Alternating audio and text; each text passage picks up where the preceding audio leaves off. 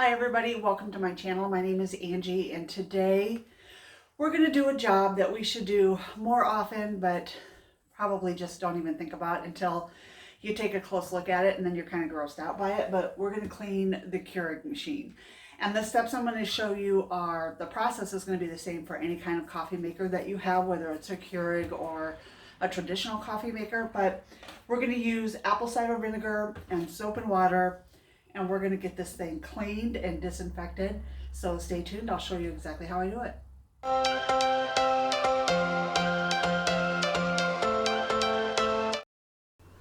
Okay, so I have to admit, when I did this, I was pretty disgusted. I was pretty grossed out. I had no idea my Keurig was this dirty. I knew it needed to be cleaned, but I didn't know it was quite that bad. So I'm using an oversized pot, some Dawn dish soap because it's antibacterial, and I'm going to fill this pot with hot soapy water, and I'm going to take apart all of the bits and pieces that come out and let them soak to get all that sticky stuff out and off first while I'm cleaning the rest of the machine.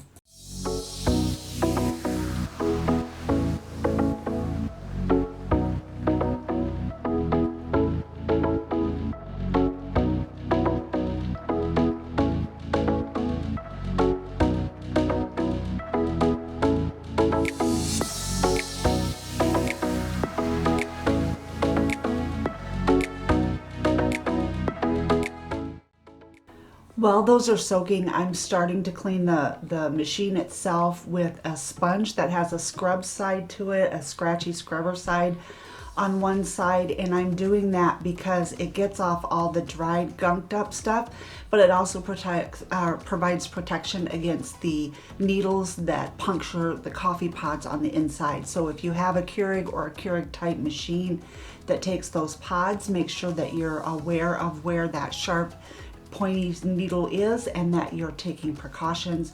You can see I'm using that scrubby side to get all the sticky stuff off before I go in and clean it with a cloth. I drink lattes more than regular coffee because of the migraine medicine I take. I have an ulcer, so I can't drink like regular straight coffee. So I drink lattes, so my machine may be stickier than yours, but this is still a really good idea, and you'll be surprised at how much stuff is stuck inside there.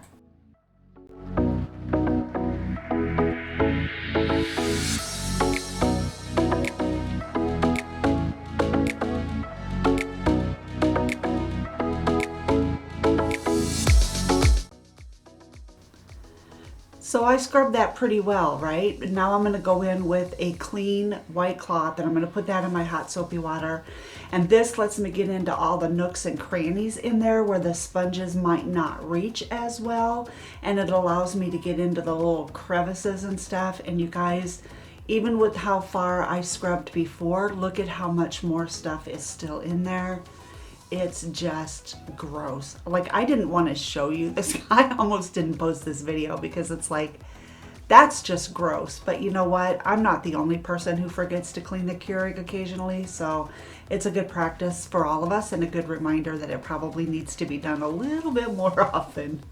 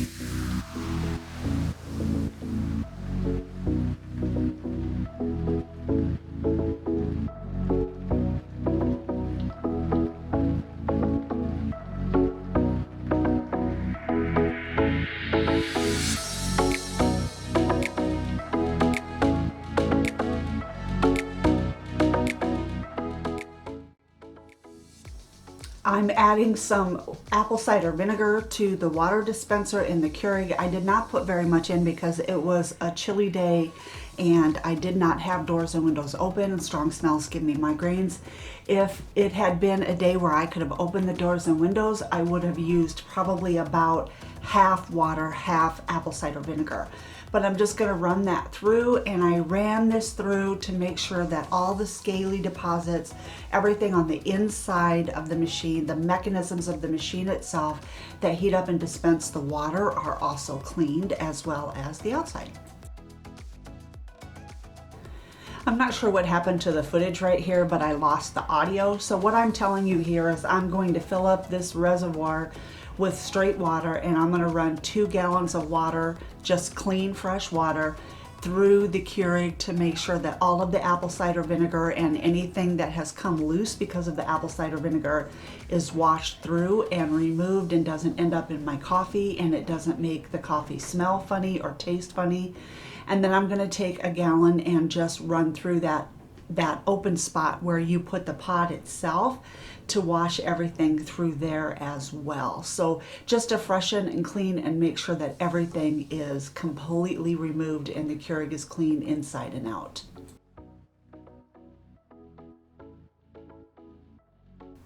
And just look at all of that sediment that came out just from running fresh water through it. You saw me scrub that area with a sponge and a scrubber. You saw me go back with a hot soapy washcloth, and still we're getting sediment removed from that area.